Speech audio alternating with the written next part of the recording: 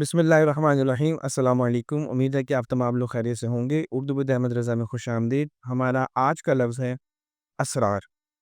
اسرار کے معنی ہوتے ہیں راز و نیاز کی باتیں کرنا، گہری باتیں کرنا، مخفی باتیں کرنا، چھپی ہوئی باتیں کرنا، یعنی کہ سیکرٹس۔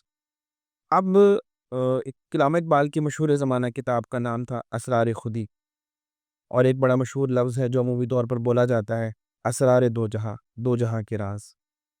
اسی طرح سے اس میں دوسرا لفظ ہے اسرار، الف کے نیچے زیر ہے۔ اس کے معنی ہوتے ہیں بھوت، پریت، یعنی جن وغیرہ۔